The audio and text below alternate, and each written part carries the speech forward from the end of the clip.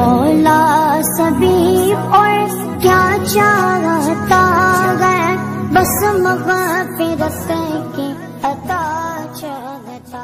تبارک و تعالی کے رسول، اللہ تبارک و تعالی کے پیغمبر، اللہ تبارک و تعالی کے نبی اور برگزیدہ پیغامبر ہیں۔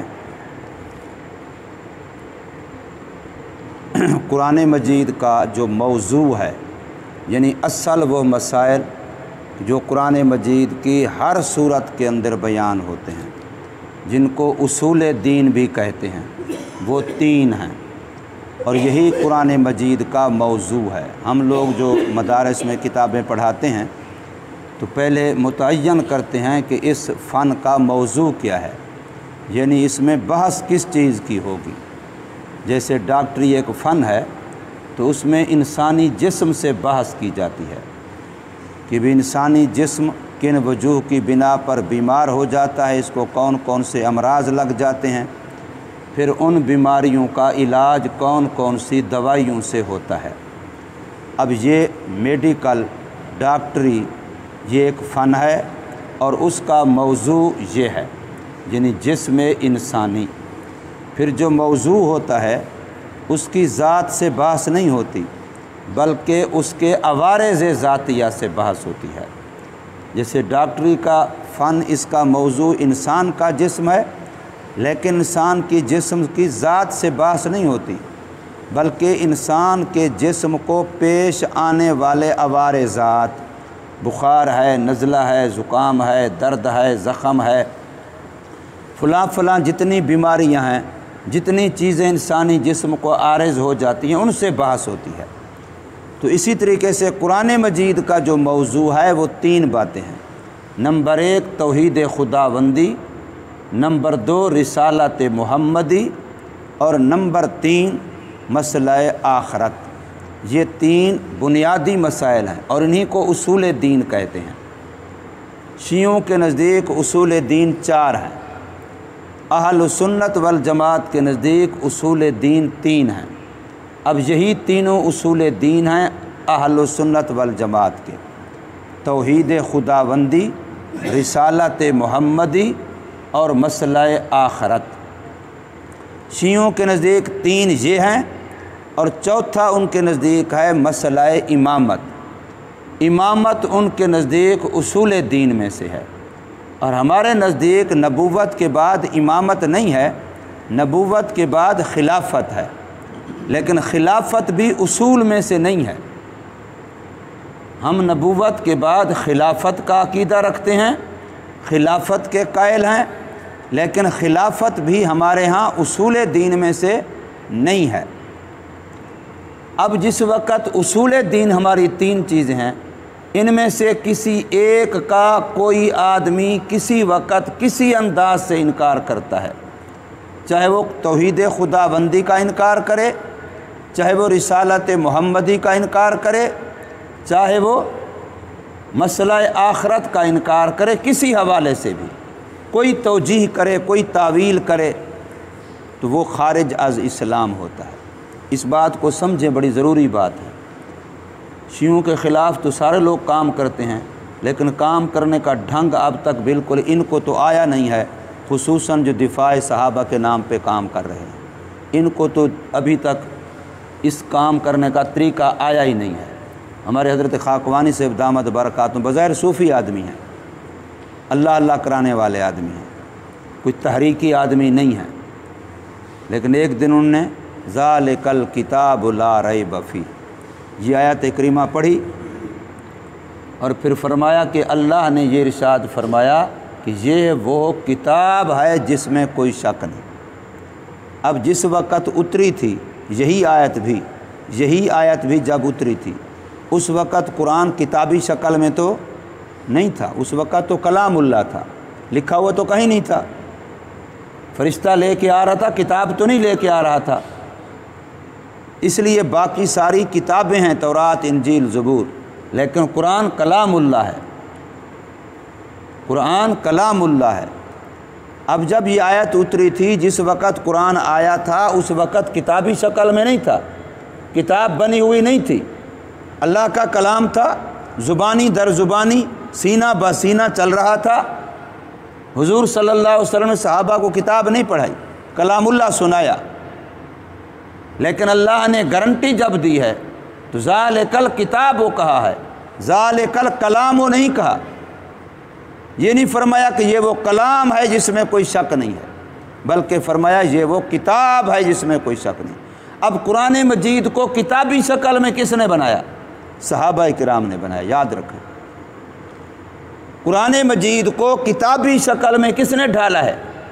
صحابہ کرام نے ڈھالا ہے۔ اب صحابہ کے نعرے لگانے والے تو بڑے ہیں، صحابہ کے نام پہ روٹیاں کھانے والے میں ان کو کہتا ہوں۔ صحابہ کے نام پہ گاڑیاں بنائیں، صحابہ کے نام پہ عہدے بنائے، صحابہ کے نام پہ روٹیاں کھائیں۔ قرآن مجید کو کتابی شکل کس نے دی؟ صحابہ کرام نے دی ہے۔ اب جب صحابہ کرام کتاب لکھنے والے، کتابی شکل دینے والے، تو کاتب کون ہوئے؟ صحابہ۔ کاتبان وحی، قرآن کو کتابی شکل میں لکھنے والے کون ہیں؟ صحابہ کرام ہیں۔ کاتبین صحابہ کرام ہیں۔ اب گارنٹی کتاب کی دی گئی ہے، کتاب مکتوب کے معنی میں ہے، لکھے ہوئے کی گارنٹی دی گئی کہ یہ لکھا ہوا شک و شبہ سے پاک ہے۔ اگر یہ لکھا ہوا شک و شبہ سے پاک ہے تو اس کے لکھنے والے اگر شک و شبہ سے پاک نہ ہوتے تو یہ لکھا ہوا شک و شبہ سے پاک نہ ہوتا۔ جن کا لکھا ہوا ہے اصل گارنٹی گویا ان کی دی گئی ہے۔ اس لیے حضور نبی کریم صلی اللہ علیہ وسلم کی رسالت، آپ کی نبوت اور آپ کی ختم نبوت، یہ امت محمدیہ کے لیے بہت بڑا اعزاز ہے، بہت بڑا اعزاز ہے۔ اتنا بڑا اعزاز ہے ہمارے لیے کہ اور کوئی ہمارے لیے ایسی بڑی اعزاز کی چیز نہیں ہے جتنا بڑی اعزاز کی چیز ہمارے لیے محمد کریم صلی اللہ علیہ وسلم کی نبوت و رسالت ہے اور آپ صلی اللہ علیہ وسلم کی ختم نبوت ہے۔ آپ صلی اللہ علیہ وسلم کی ختم نبوت کی وجہ سے اس امت کے علماء کو پہلے انبیاء والا مقام ملا ہے۔ اگر حضور کی ختم نبوت نہ ہوتی، حضور صلی اللہ علیہ وسلم کے بعد کوئی اور نبی آتا، پھر کوئی اور نبی آتا، پھر اس امت کو کار نبوت نہ ملتا، نبیوں والا کام نہ ملتا، اور اس امت کے علماء کو سابقہ انبیاء والا مقام نہ ملتا۔ اس امت کو اگر نبوت والا کام ملا ہے، اس امت کے علماء کو اگر پہلے انبیاء والا مقام ملا ہے تو وہ حضور صلی اللہ علیہ وسلم کی ختم نبوت کے صدقے ملا ہے۔ اس لیے حضرت سید انور شاہ کشمیری رحمۃ اللہ تعالی علیہ انہوں نے فرمایا کہ جو ختم نبوت کا کام کرتا ہے وہ ذات نبوت کا دفاع کرتا ہے، اور جو بندہ ختم نبوت کے علاوہ دین کے کسی اور شعبے میں کام کرتا ہے وہ کار نبوت، کام نبوت، نبوت کی جو ڈیوٹی تھی، اعمال نبوت، وہ ان کا کام کرتا ہے، لیکن ختم نبوت کا کام کرنے والا ذات نبوت کا کام کرتا ہے۔ اور فرمایا جو بندہ جتنا وقت بھی زندگی بھر تھوڑا یا زیادہ جس نے ختم نبوت کا کام کیا اس کے لیے نبی پاک صلی اللہ علیہ وسلم کی شفاعت یقینی ہو گئی، اس کے لیے نبی پاک صلی اللہ علیہ وسلم کی شفاعت یقینی ہو گئی۔ فرمایا تلک آیات اللہ، یہ اللہ تبارک و تعالیٰ کی آیات ہیں۔ میں نے کئی مرتبہ کہا ہے قرآن مجید میں جہاں بھی لفظ آیات آئے اس کے تین میں سے ایک معنی ضرور ہوتا ہے۔ آیات سے مراد احکامات، نمبر دو آیات سے مراد معجزات، اللہ کی قدرت کی نشانیاں، اللہ نے جو نبیوں کو معجزات دیے ہیں۔ نمبر تین آیات سے مراد یہ قرآن کی آیتیں جو ہم تلاوت کرتے ہیں، پڑھتے ہیں، سنتے ہیں، یہ تینوں ہوتی ہیں۔ تلک آیات اللہ ہے، یہ اللہ کی آیتیں ہیں، یعنی اللہ کی قدرت کی نشانیاں ہیں، انبیاء کے معجزات ہیں جو حق کا حق ہونا بتلا رہے ہیں، باطل کا باطل ہونا بتلا رہے ہیں۔ اور قرآن مجید کی آیتیں جو ہیں 6666 کم و بیش، ان میں سے ہر ایک آیت ایک مستقل معجزہ ہے محمد کریم صلی اللہ علیہ وسلم کا، مستقل معجزہ ہے۔ اس لیے سابقہ جو انبیاء تھے ان کی وفات کے بعد، دنیا سے پردہ فرمانے کے بعد ان کے معجزات ختم ہو گئے۔ جو اگلے دن تذکرہ آیا تھا کہ حضرت طالوت کے پاس وہ صندوق آئے گا جس میں سکینہ بھی ہے اور جس میں آل موسیٰ اور آل ہارون کے بقایا جات بھی ہیں۔ تو اس صندوق کے اندر وہ عصا بھی ہے جو موسیٰ علیہ السلام اپنے پاس رکھا کرتے تھے، جس کو زمین پر پھینکتے تو اژدہا بن جایا کرتا تھا، جس کو پانی پر مارا تو 12 راستے بن گئے، جس کو پتھر پر مارا تو 12 چشمے بن گئے۔ وہ عصائے موسوی بھی اس صندوق کے اندر ہے، اور وہ صندوق آخر میں حضرت مہدی علیہ السلام کے ہاتھ آئے گی، حضرت عیسیٰ علیہ السلام کے ہاتھ آئے گی۔ وہ عصا موجود ہوگا، لیکن وہ عصا اب وہ سانپ نہیں بنے گا۔ اب عصا پتھر پانی پر مارو گے تو وہ کام نہیں دے گا۔ کیوں؟ وہ معجزہ تھا موسیٰ علیہ السلام کی زندگی کا، بس زندگی گئی تو معجزہ گیا۔ لیکن محمد کریم صلی اللہ علیہ وسلم کی ختم نبوت کے لیے، آپ کی نبوت کے لیے قرآن مجید کی ایک ایک آیت جیسے آپ کی زندگی میں معجزہ تھی، آج بھی معجزہ ہے، قیامت تک بھی معجزہ ہے، اور جنت کے اندر بھی ہوگی۔ کل بھی چیلنج تھا کافروں کو، کوئی ایک آیت اس جیسی بنا کے لے آؤ، آج بھی چیلنج ہے، اور قیامت تک یہ چیلنج سارے کافروں کے لیے ہے جو دنیا میں اپنے آپ کو پڑھا لکھا کہتے ہیں، اور ہمارے پاگل یہاں سے وہاں ڈگریاں لینے جاتے ہیں، پڑھنے کے لیے جاتے ہیں کہ جی ہم ان کے پاس تعلیم لینے جا رہے ہیں۔ وہ تعلیم یافتہ طبقہ ہے، وہ تعلیم یافتہ قرآن کی آیتوں جیسی ایک آیت بھی نہ آج تک بنا سکا، نہ قیامت تک بنا سکے گا۔ فَإِن لَمْ تَفْعَلُوا، آج تک نہیں کر سکے، جہد ہے، انکار ماضی ہے۔ إِن لَمْ تَفْعَلُوا، آج تک نہیں کر سکے، وَلَمْ تَفْعَلُوا، نفی تاکید ہے، مستقبل کے لیے ہے، اور قیامت تک نہیں کر سکو گے۔ قرآن نے چیلنج دیا ہے، اور اللہ کا چیلنج ہے، کسی کا باپ بھی اس کو نہیں توڑ سکتا۔ تو ایک ایک آیت محمد کریم صلی اللہ علیہ وسلم کی نبوت کی اور ختم نبوت کی دلیل ہے۔ معجزہ نبی کے نبوت کی دلیل ہوتا ہے۔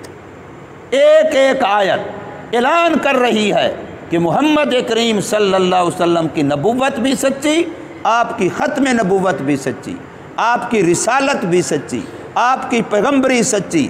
قرآن مجید کی ایک ایک آیت یہ اعلان کر رہی ہے۔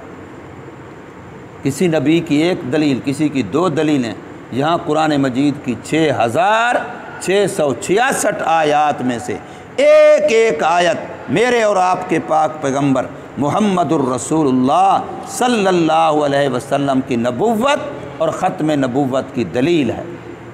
اس سے بڑھ کے کیا ہو؟ یہ ہمارے لیے کتنا بڑا اعزاز ہے۔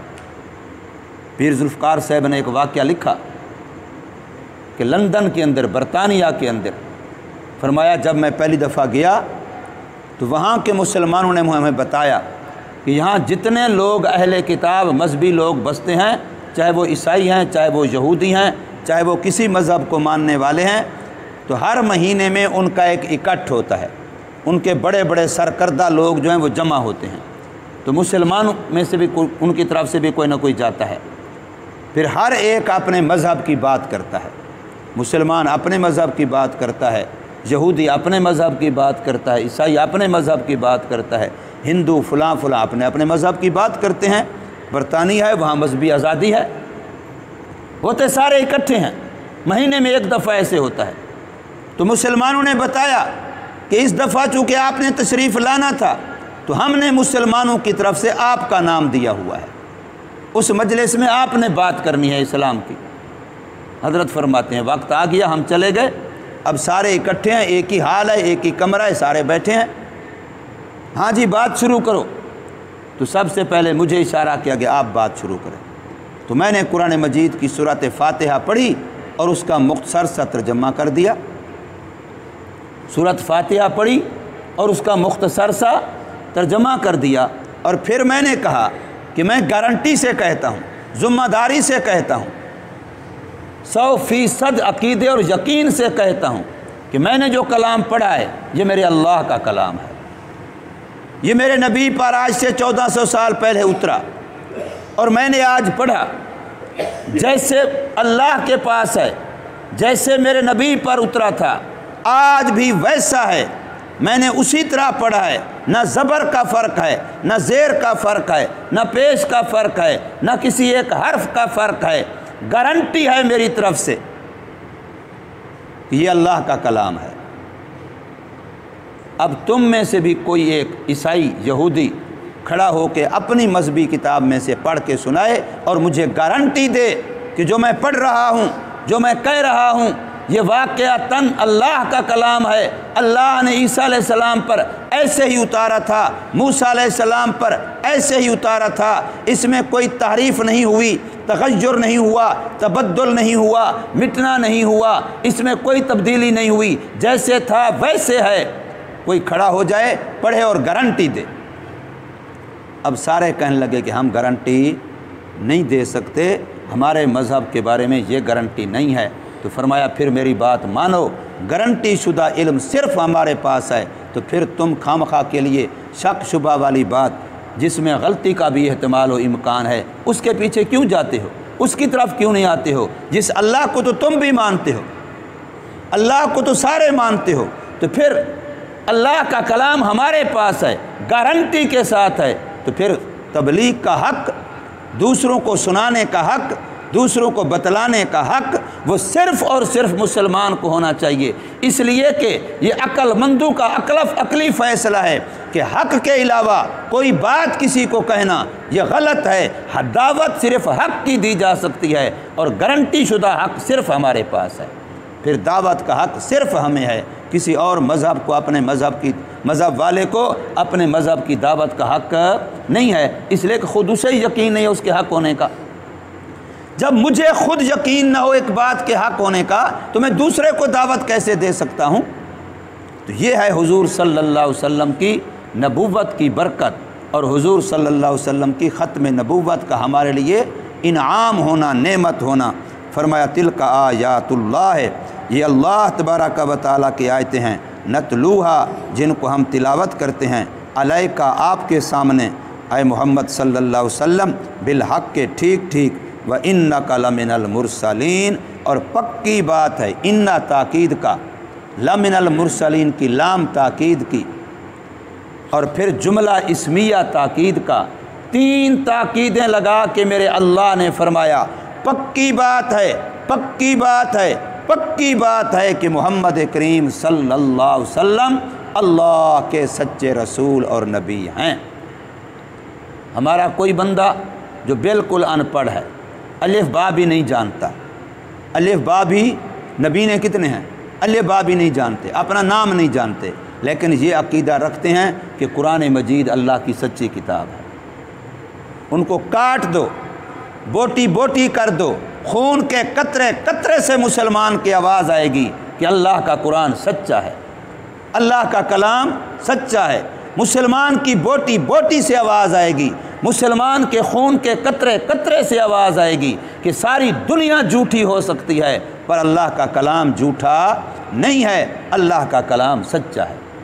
بچے ہمارے ہیں، معصوم معصوم بچے، یہ اللہ کا کلام پڑھ رہے ہیں، جیسے لوح محفوظ میں موجود تھا اور موجود ہے، اور جیسا قرآن اللہ نے محمد کریم صلی اللہ علیہ وسلم پر اتارا تھا، جبرائیل علیہ السلام لائے تھے، آج ہمارا معصوم بچہ بھی بے عین ہی وہی پڑھ رہا ہے، ذرہ بھی کوئی تغیر تبدل نہیں ہے۔ یہ اللہ کی نعمت نہیں ہے؟ مسلمان کا سر تو فخر سے بلند ہونا چاہیے۔ مسلمان سیادت کے لیے ہے، مسلمان قیادت کے لیے ہے، مسلمان دوسروں کی غلامی کے لیے نہیں ہے۔